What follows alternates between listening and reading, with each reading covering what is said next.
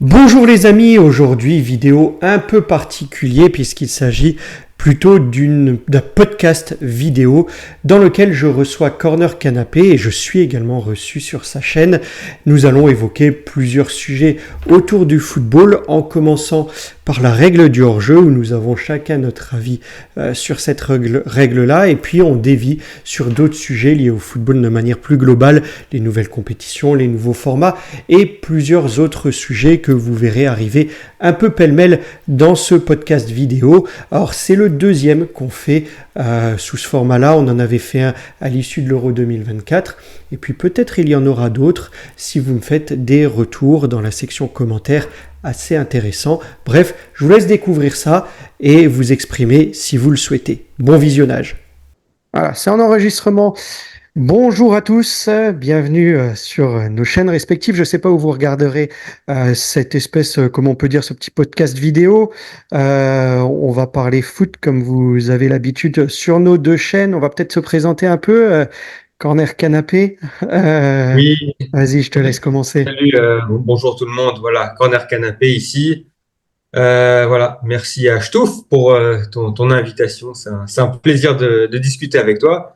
Et donc aujourd'hui, tu as décidé de parler du hors-jeu, c'est ça? Ouais, c'est ça, c'est ça. Alors pour ceux qui nous suivent régulièrement, s'il y en a, c'est la deuxième fois qu'on fait ce petit format vidéo. On en avait fait un juste après l'Euro. Je crois que c'était en août qu'on s'était déjà programmé cette vidéo. Vous la verrez sur nos chaînes respectives. Donc moi, si vous ne connaissez pas Stouff, hein, également une chaîne de foot, je mettrai les adresses des deux chaînes sous ma vidéo et puis Corner Canapé fera de même s'il la met sur sa chaîne. Et aujourd'hui, on voulait vous parler un petit peu du hors-jeu. C'est vrai qu'on en parle un peu de manière off avec Corner Canapé. On n'a pas vraiment le même avis sur cette règle et ses évolutions. Et donc l'idée aujourd'hui, c'était un peu qu'on en parle devant vous, qu'on vienne un peu avec nos arguments, qu'on en débatte et puis qu'on recueille à tous hein, vos commentaires dans la section commentaires. Si vous avez un avis à donner, si vous avez une idée sur l'évolution de la règle, ben, n'hésitez pas à le poster dans les commentaires respectifs des chaînes. Voilà, alors, on va démarrer le sujet, hein. Le hors-jeu, vaste sujet d'actualité, sujet lié à des controverses. Qu'est-ce que tu penses aujourd'hui de cette règle et de son évolution qui nous amène aujourd'hui à ce qu'on voit, hein, des décisions qui sont, quand bien même on a la VAR, qui reste controversée parfois. Quel est ton avis à toi sur la règle du hors-jeu aujourd'hui? Ouais, c'est vrai que je m'agace souvent avec la règle du hors-jeu, hein, notamment quand tu as la caméra voilà, qui mesure au millimètre près le hors-jeu. Et je pense que ça devrait pas être comme ça, mais finalement, chaque fois que je réfléchis à une alternative, je vois pas de meilleure alternative en fait. C'est ça. Mm. Et en fait, pendant des années, on s'est plaint qu'il n'y avait pas la VAR pour détecter des hors-jeux qui étaient vraiment clairs. Et on s'est dit, bon, s'il y avait la VAR, en 10 secondes, ça aurait été réglé le problème. Et donc, c'est vrai que la VAR a permis justement de régler ces problèmes. Ouais, il y a plein de buts où, bam, en une seconde, tu vois qu'il est hors-jeu ou qu'il n'est pas hors-jeu, tu tranches. Mais c'est vrai qu'on n'avait pas forcément pensé qu'il y aurait parfois des cas extrêmement litigieux où il faudrait zoomer, zoomer, zoomer. Parfois, c'est un peu ridicule, mais au final, on va dire que ce qui est important dans le football, c'est que la justice soit rétablie. Mm. Et voilà, même si c'est agaçant parfois, tu vois que c'est un coude qui dépasse ou un orteil, bon, c'est la règle et au moins il y a justice qui est faite. Ouais, donc finalement pour toi, il n'y a pas de solution miracle au hors-jeu, hein, mais celle qu'on a aujourd'hui avec la VAR, c'est la moins mauvaise solution finalement. Elle rend justice, on peut la remercier pour ça, et il n'y a pas forcément de meilleure alternative qui existe aujourd'hui. C'est un peu ça ce que tu es en train de dire. Bah, c'est exactement ça. Et en fait, bon, il y a hors-jeu. Bon, même si c'est d'un millimètre, il y a hors-jeu. C'est dur à accepter, mais c'est comme ça. Mm. Et on peut pas vraiment le contester après. Même si après, mon idée, ça a toujours été de dire, bon, si à l'œil nu, tu peux pas dire qu'il y a hors-jeu, il n'y a pas hors-jeu. Ça serait à peu près mon idée. Donc l'idée, ça serait peut-être de travailler sur cette piste. Et tu as la première image caméra, tu peux pas dire si c'est hors-jeu. clairement, il n'y a pas hors-jeu. Mm. Voilà. Ça, c'est vrai que parfois, tu as, le zoom qui est vraiment ridicule. Tu n'as peut-être pas besoin de zoomer 1 minute. Parce que je considère aussi que, effectivement, si tu as besoin de zoomer 1 minute pour voir qu'il y a un hors-jeu, bah, c'est que même s'il est hors-jeu, l'avantage, il est tellement minime qu'on ne peut pas vraiment déterminer que l'attaquant a vraiment bénéficié d'un avantage par rapport à sa position. Donc, Ouais. voilà, ça serait ma piste. On arrête l'image, la première image, et on se base là-dessus. Un jugement à la première impression, finalement. Ouais. Voilà, la première image, ouais, la Ouais, première première image, image. clairement. Ouais. Voilà. Alors moi j'ai des idées d'évolution, hein, je vais en parler, mais si je peux donner mon sentiment, alors c'est clair que le hors-jeu, moi déjà tout petit, hein, c'était une règle qui était soumise à controverse. Hein. Certains disaient, ouais, il y a hors-jeu, pas hors-jeu, comment mieux l'apprécier, comment mieux le déceler. On a longuement, hein, on se souvient des débats avec la VAR, hein, la VAR a été aussi introduit notamment pour pouvoir juger mieux le hors-jeu. On se disait, tiens, avec l'arbitrage vidéo, ça ira mieux. Résultat, aujourd'hui, il y a toujours des controverses, non plus dans le fait de savoir si le joueur est hors jeu ou non, mais plutôt dans la manière de l'interpréter.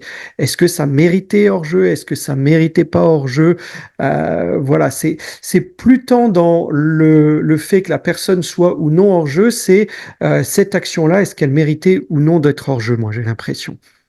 Et Oui, là-dessus, là-dessus, moi, je rage. Hein. Je peux te donner un exemple. Hein. Je regardais la Ligue des Champions la dernière journée, donc pas celle-ci, hein, mais la dernière journée, et j'ai vu le match. Je regarde un peu tous les matchs et j'ai vu Monaco-Benfica. Et ben encore une fois, j'ai explosé dans mon canapé quand j'ai vu que il y a eu un but refusé pour hors-jeu. Alors j'ai plus en tête qui c'est. Hein. Je me souviens plus. C'était Ben Seguir. Je crois que c'était Ben Seguir qui a marqué et qui s'est vu refuser un hors-jeu parce qu'il avait le talon qui était pris dans le hors-jeu. Ça m'a énervé, mais ça c'est parce que je milite un peu pour la beauté du spectacle et quand je vois un beau but qui est refusé pour hors-jeu alors qu'il y a un orteil qui dépasse, qu'est-ce que ça m'énerve. ouais. Mais après, voilà, c'est comme dit, c'est rageant, mais c'est la règle. Après, moi, ce qui m'énerve plus, c'est quand l'arbitre, il sait que l'attaquant est hors jeu et il attend encore.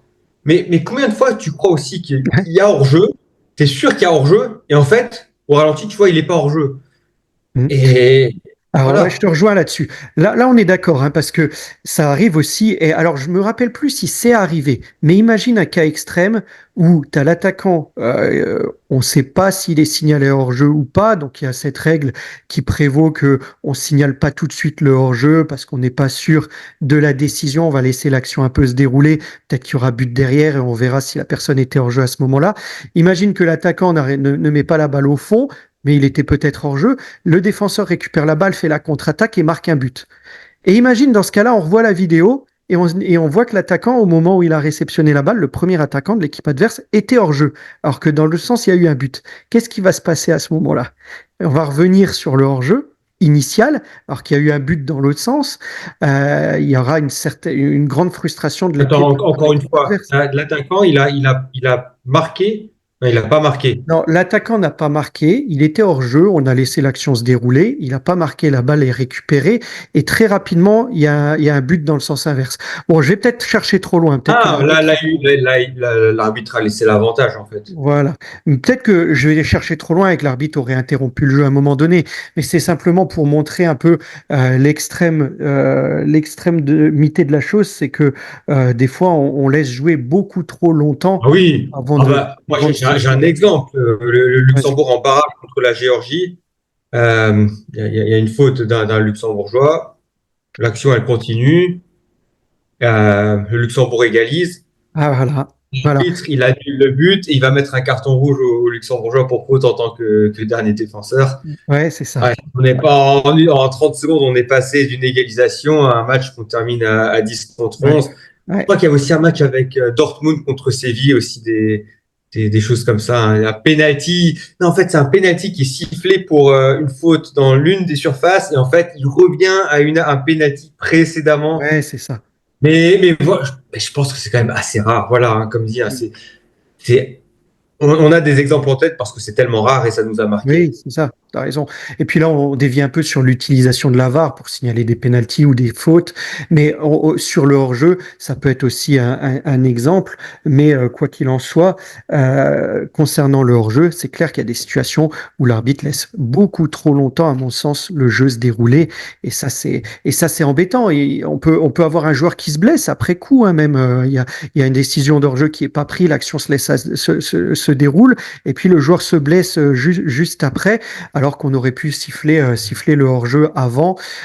Ouais, il y a quelque chose à faire à ce niveau-là. Alors moi, j'ai des Ouais, idées. c'est compliqué parce Ouais. que peut-être qu'il y a une fois sur 1000 un joueur qui va se blesser et peut-être une fois sur 20 finalement où l'arbitre pense qu'il est hors jeu et en fait il n'est pas du tout hors jeu.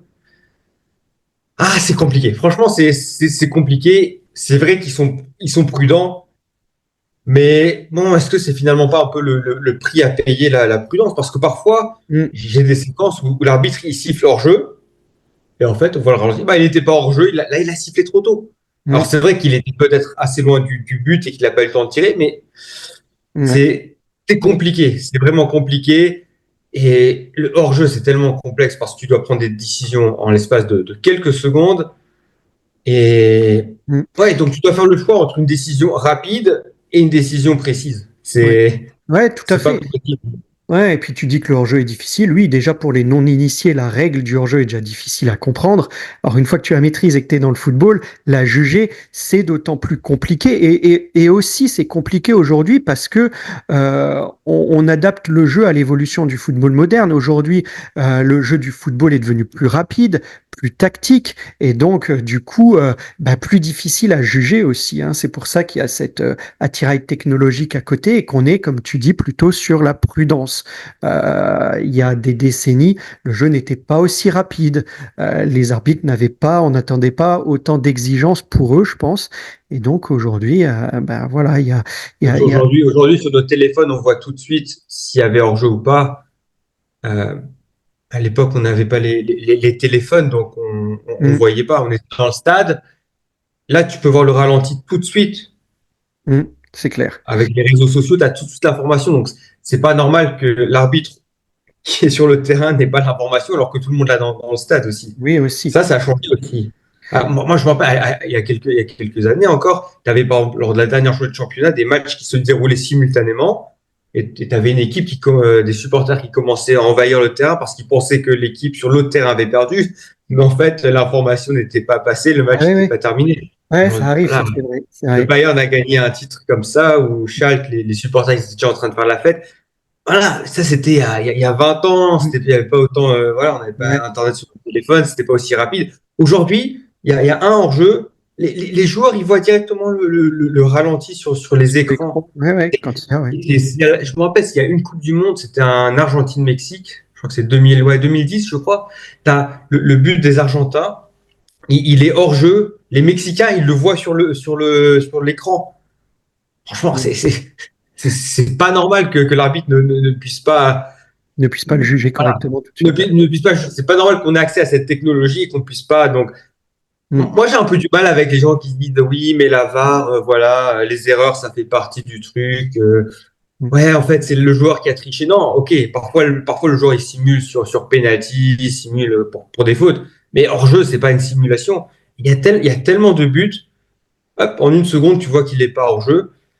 Et voilà, on est en train de faire tout un, toute une histoire sur la VAR parce que une fois par journée, sur 10 matchs, et ben, tu as un cas Ça, qui prête à discussion. Alors que la même journée, ben, il y a 5 ou 6 buts qui ont été annulés ou qui ont été validés grâce à la VAR. Voilà, il y a encore le match de l'OM cette semaine, c'était contre Saint-Étienne.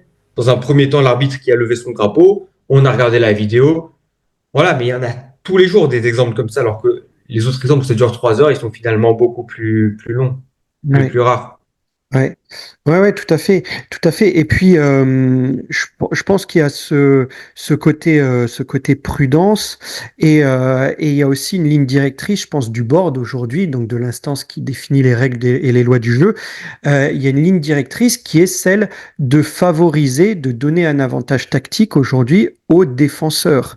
On protège plutôt la défense, j'ai l'impression que aujourd'hui la créativité offensive dans le système de jugement des hors-jeux.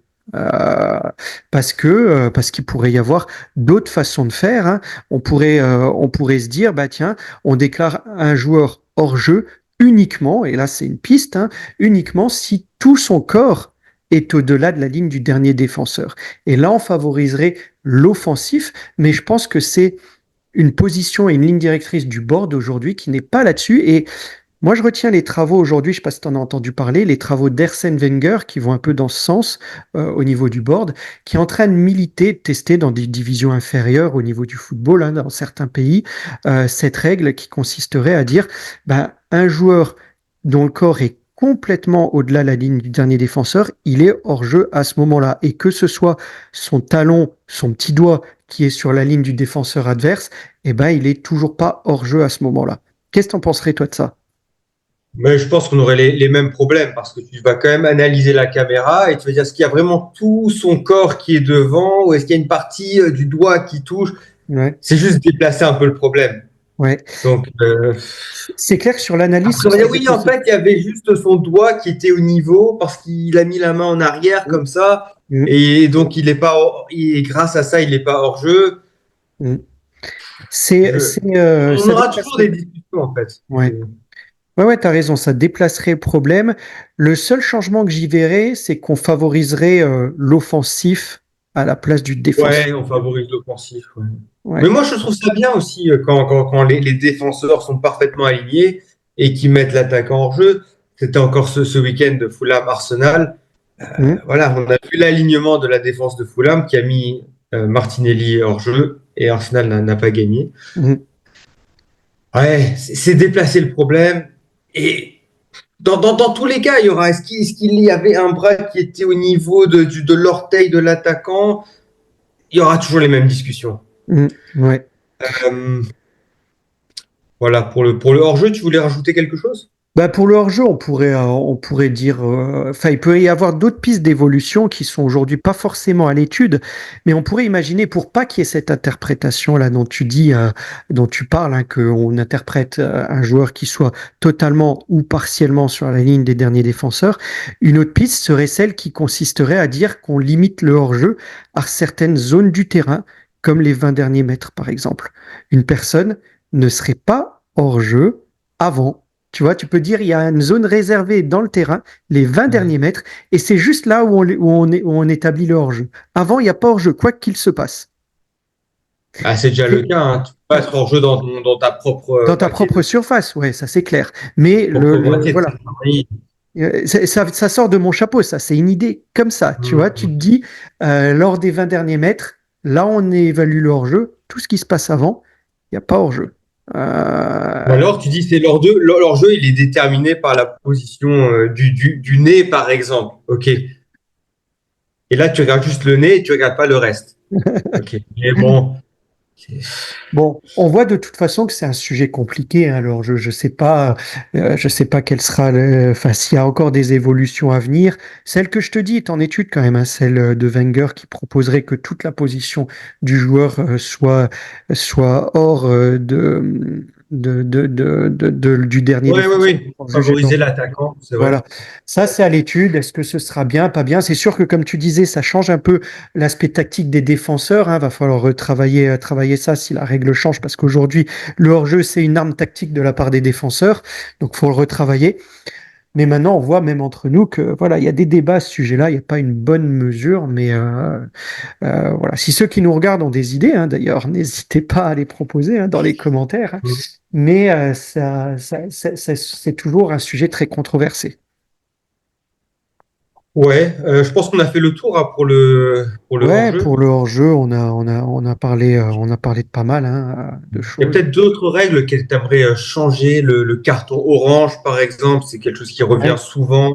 ouais, Ou là, j'ai lu quelqu'un qui a dit on donne un corner lorsque le gardien garde trop longtemps le ballon ouais, pourquoi euh, pas. sur les mains. Mais tu sais qu'il y a une règle, normalement, c'est 6 secondes pour Oui, le jamais gardien. appliqué. Et on donne un Jamais, coup franc indirect.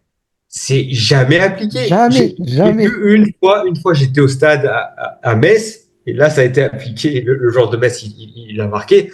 Mais je crois que j'ai jamais vu cette règle appliquée sinon.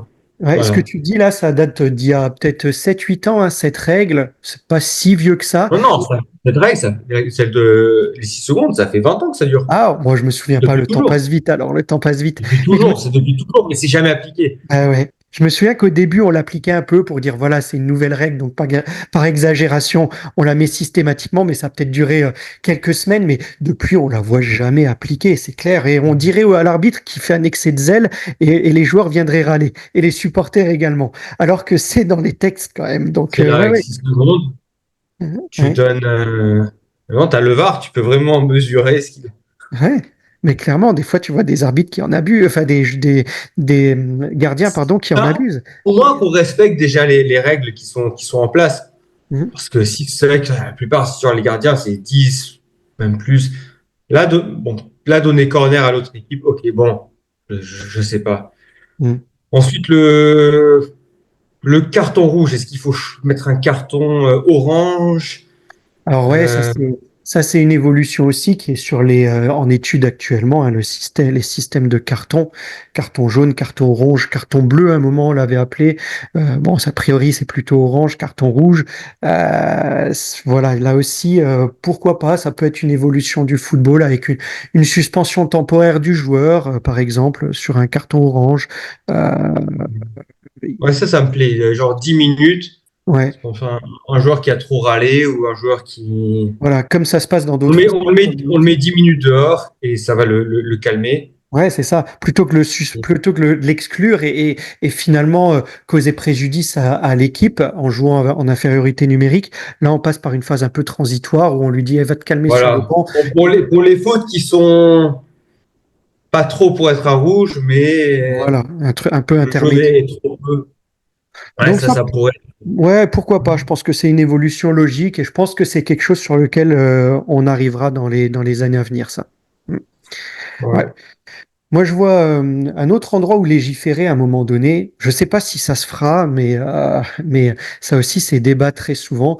Tu parlais des corners tout à l'heure, mais combien de fois il y a des pénaltys qui devraient être sifflés sur des corners, des tirages de maillot, des bousculades, des appuis sur les joueurs, etc. Donc tu te dis, est-ce que c'est dans l'esprit du jeu et tu laisses courir? Et c'est ce qui est en train de se passer actuellement, hein. Voilà, ça fait pas de mal, un peu de friction, c'est l'esprit du jeu, etc.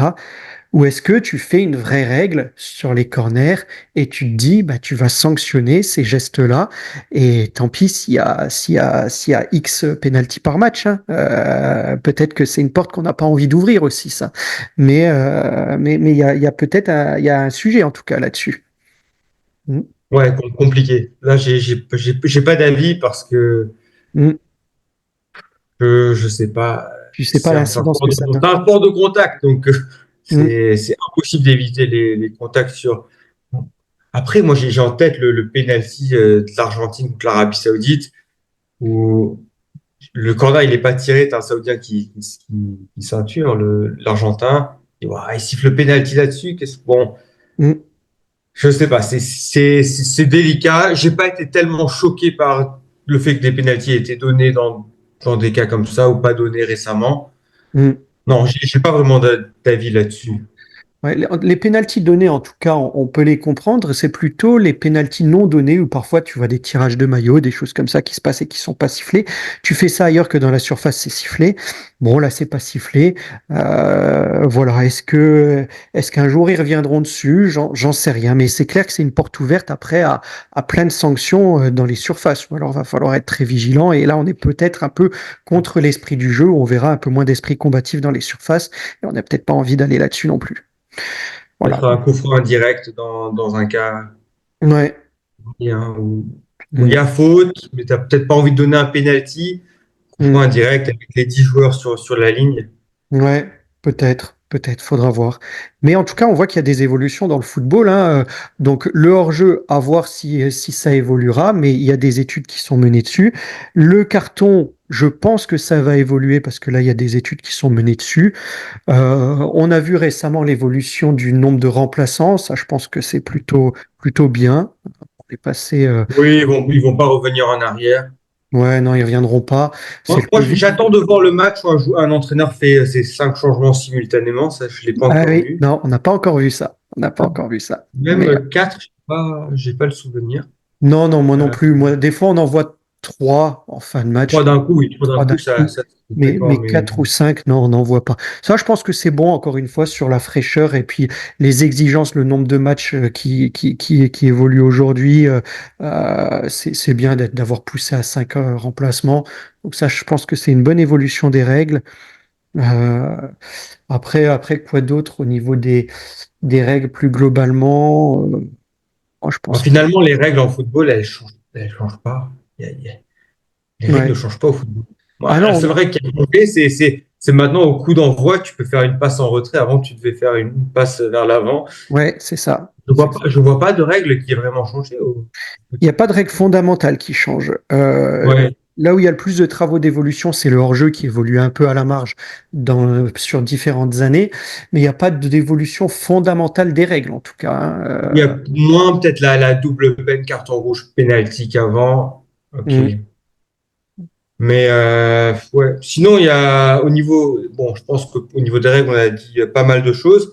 Au niveau des compétitions, on a eu des nouvelles compétitions ces dernières années, la Ligue des Nations, et maintenant on va avoir notamment le mondial des clubs. Qu'est-ce que tu penses de ce mondial des clubs? Est-ce que tu Inutile, vas le suivre? Hein? inutile, inutile pour moi. Inutile, tu vas pas le Ah regarder? non, moi j'ai un avis très tranché. Je dis pas que je vais pas le regarder par curiosité, je vais peut-être regarder quelques matchs, mais pour moi c'est inutile. Ça rajoute une charge de travail, ça rajoute des risques de blessures. C'est encore des compétitions qui favorisent les retombées économiques et c'est juste pour ça.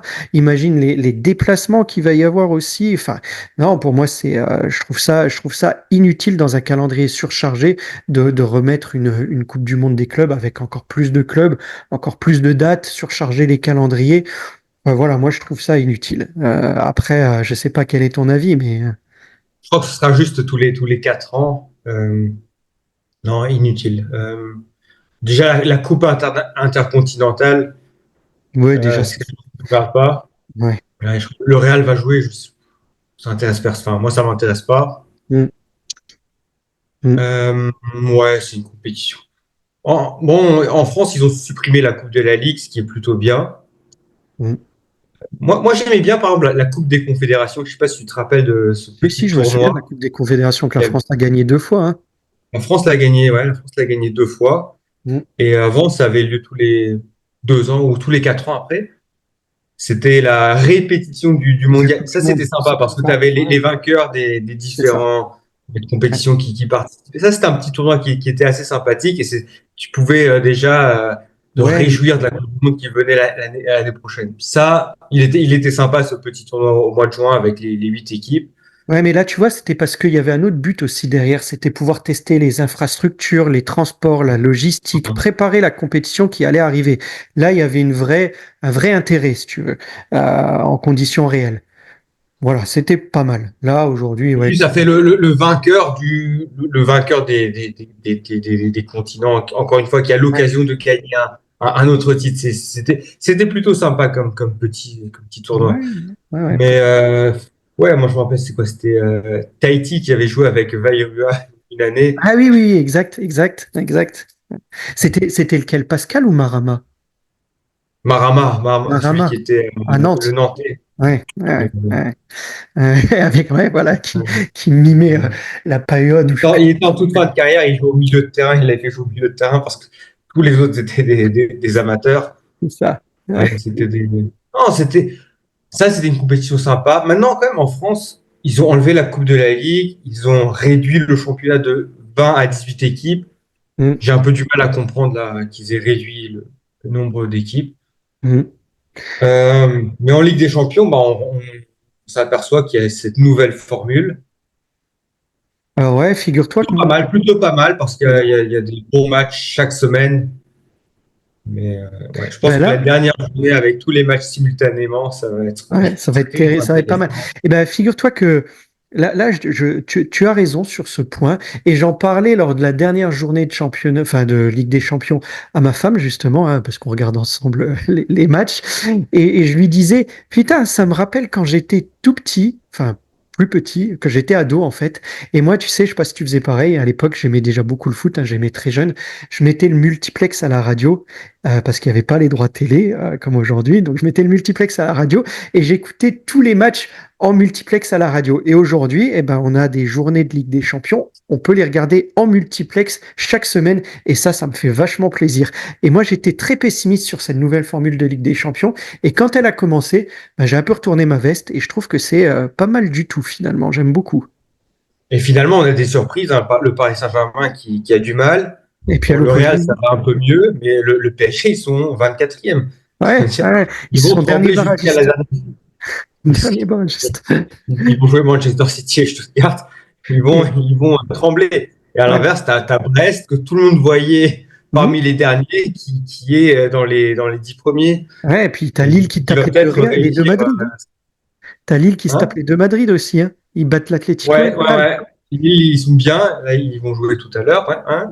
Ouais, ouais. C'est sympathique et Liverpool qui gagne tous ses matchs. Bon, Liverpool cette année, il gagne tout en Ligue des Champions Ah, et Liverpool, il marche sur l'eau, ouais. Liverpool, il marche sur l'eau. Ils font 6 sur ouais, 6 en Ligue des Champions et en incroyable. championnat. Et en championnat, ils ont.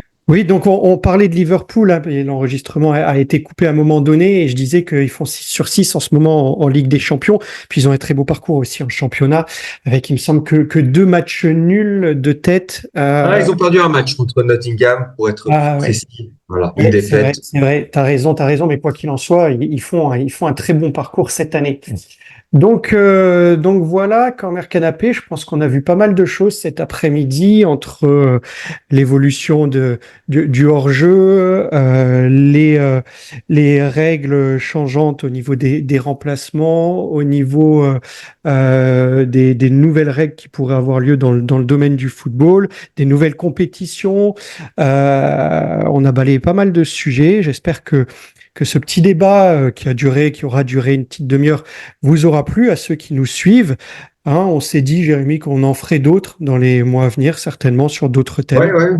Peut-être en début d'année pour voir ce qu'on attend de l'année 2025, les équipes et les joueurs à suivre. Ouais, ça pourrait être intéressant. En tout cas, si vous avez des idées, vous pouvez également le proposer dans les commentaires. Et donc, on se voit l'année prochaine pour un nouvel Ouais. épisode. Voilà. L'occasion Voilà. pour nous de vous souhaiter de très bonnes fêtes à tous. Bonne fête de fin d'année. Bonne nouvelle année. Je ne sais pas quand est-ce qu'on postera ça sur nos différentes chaînes. Mais en tous les cas, voilà, passez tous de bonnes fêtes de fin d'année. On se dit à très vite sur la chaîne de Corner Canapé que je vous mettrai en lien dans la description. Et à très vite sur ma chaîne Stouff. Et à bientôt tout le monde. Voilà. Ok. Bon, merci Stéphane. Et donc, on se retrouve bientôt, hein. Voilà. Salut. Salut. Ciao.